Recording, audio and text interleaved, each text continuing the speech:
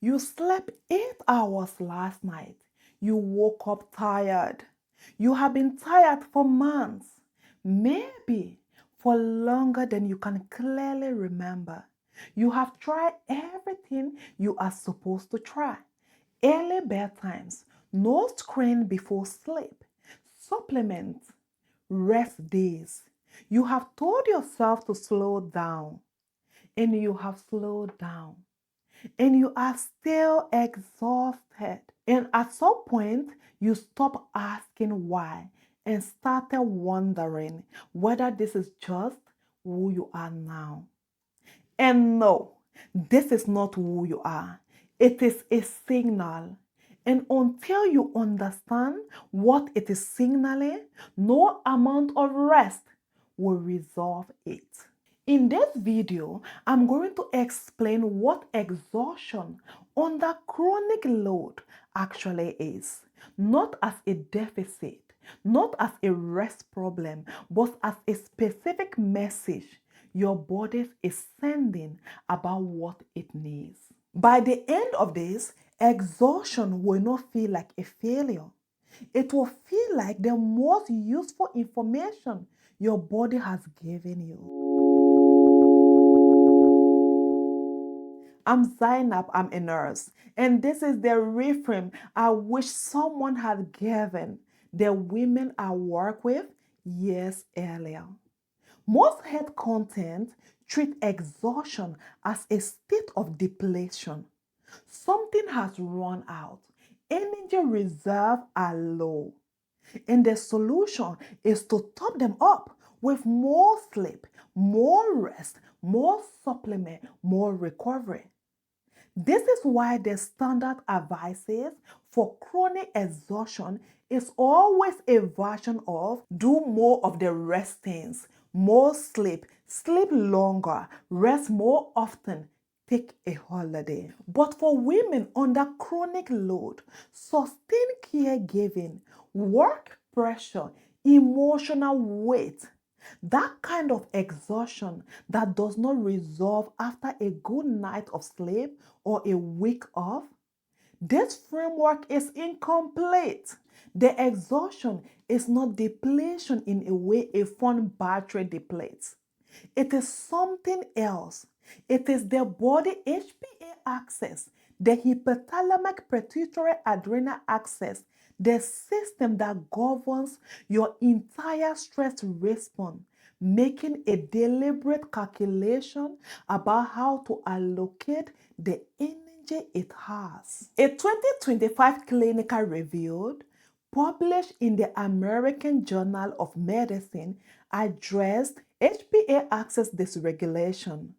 What happens when the stress response system is chronically activated rather than occasionally activated?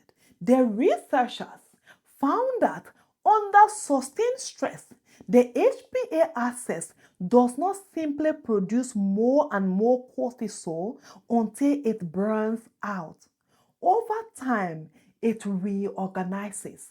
It begins to reduce output in certain areas, including available energy, thyroid hormone conversion, and immune function in order to preserve the foundation it considers most essential to immediate survival. It is not a malfunction, it is triage. Your body is not broken, it is triaging. It is conserving energy for what it has classified as essential. Keeping your heart beating, maintaining enough blood glucose for basic brain function, staying alert for threat. The thing it is not prioritizing is digestion, deep sleep, hormonal cycling, fat burning, and repair. These are long-term investment. And a body in a quiet emergency does not invest in a long game. This is why you can sleep 8 hours and wake up unrested. Deep restorative sleep, the slow wave sleep, the REM architecture that actually repairs the body, requires the nervous system to feel safe. A body in a state of HPA dysregulation cannot fully enter those phases. The hours are there. The restoration is not, because the system responsible for allowing restoration has not received the signal that it is safe to do so. This is why your digestion may be off.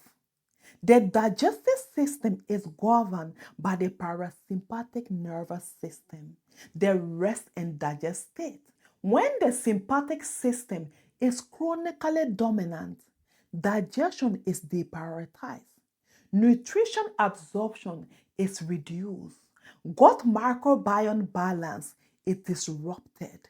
The gut-brain axis, which influences mood and hormonal signaling, operate under strain.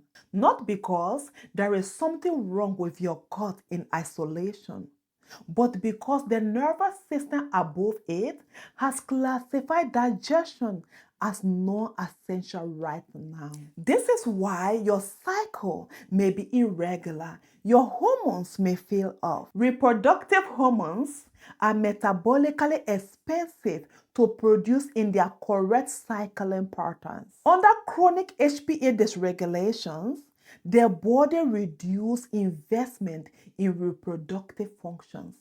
Not permanently, not pathologically, but enough to disrupt the precision of the hormone cycling. Again, triage, not broken. And this is why weight is not moving, even when you are doing the right things. Fat release requires the body to feel metabolically safe, that food is available, that the threat is resolved, that the resources do not need to be conserved. A body in a protection response will not release its reserves, not because your protocol is wrong, but because the physiological threshold for safety has not been met. These are not separate problems requiring separate solutions. They are all the same body, sending same signal through different systems. They are saying, I'm in a quiet emergency, I'm conserving, and need a different input. Here is what that does not work in such situations.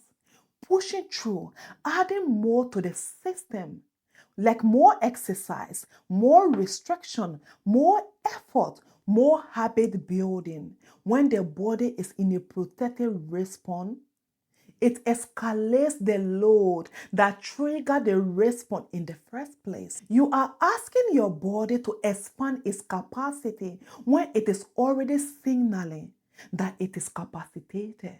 That is not a path to recovery. That is a path to a deeper depletion. The AJM 2025 review was specific about the recovery sequence for HPA axis dysfunction. Sleep restoration first, then stress reduction, then nutritional support, then gradually expand capacity. Not the reverse. You cannot supplement your way out of a dysregulated HPA axis. You cannot fast your way out of it. You cannot exercise your way out of it. You have to reduce the load before you can begin to rebuild. What does that look like in a real life that does not stop being demanding just because your body is exhausted?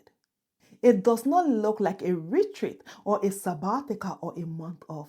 It looks like identifying one specific demand, one thing the body is having to manage, and reducing or removing it this week.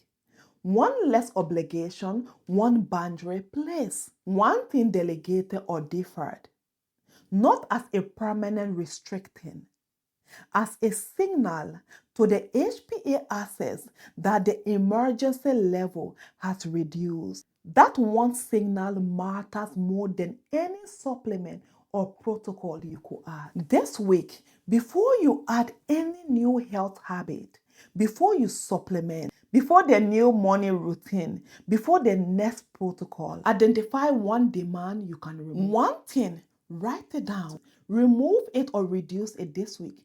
That is not giving up. That is the correct first response to what your body is telling you. Your exhaustion is not a weakness. It is not a laziness. It is not a character failing that you need to overcome with more discipline. It is your body's most honest communication about where it is right now. It is the HPA axis doing exactly what it is designed to do, protecting the most essential function when the system is under load. And when you respond to that signal correctly, when you remove a demand rather than add a demand, the body does not stay in that protection response. It begins to recover, not slowly, not painfully, directly, because you are finally giving it what it has been asking for. You are not someone who cannot recover. No, you are someone whose body has been sending the right signal and waiting for the right response. Now you know what that response is. If this shifted something for you, if it named what you have been feeling without being able to articulate it, I would love to hear from you in the comments. What is the one demand you are going to remove this week? I read every single one. And if you want to go deeper on the vagus nerve, the nerve that connects your nervous system to your metabolic output, and understand the 3 ways to direct improve its functions, Wednesday video is for you. I will see you there.